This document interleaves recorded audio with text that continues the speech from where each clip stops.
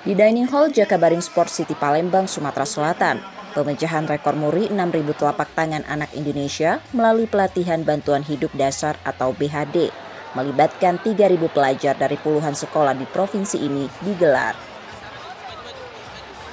Kegiatan digagas Inasia ini melatih dan memberikan edukasi pada anak-anak dalam penanganan atau pertolongan pertama saat kondisi darurat gangguan kesehatan. Mereka diharapkan dapat melakukan tindakan BHD ke keluarga dan kerabat saat ditemui kasus tersebut. Gubernur Sumsel, Herman Deru menyatakan pelatihan BHD akan diperluas ke setiap sekolah dan masyarakat untuk menekan resiko kematian saat muncul gangguan kesehatan pada orang terdekat atau pasien.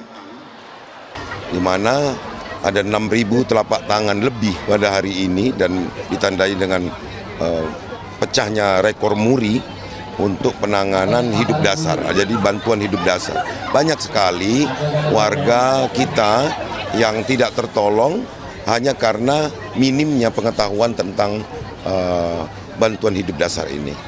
Maka Perdatin melalui pelatihan ini memberikan literasi kepada para siswa dan siswi. Tindakan BHD yang terlambat selama 1 menit seperti kasus henti jantung dinilai dapat meningkatkan angka kematian 10%. Kegiatan BHD pada masyarakat awam masih belum banyak dilakukan di Indonesia. Nah, tadi telah dikatakan bahwa keterlambatan 1 menit meningkatkan angka kematian itu 10%.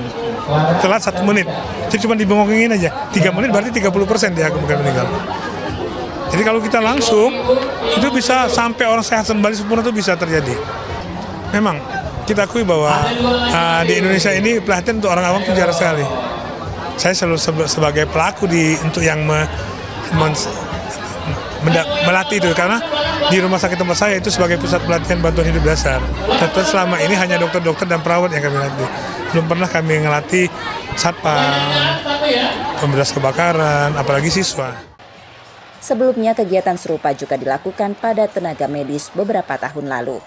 Reski Oktora, Muklas Diferensial, Kompas TV, Palembang, Sumatera Selatan.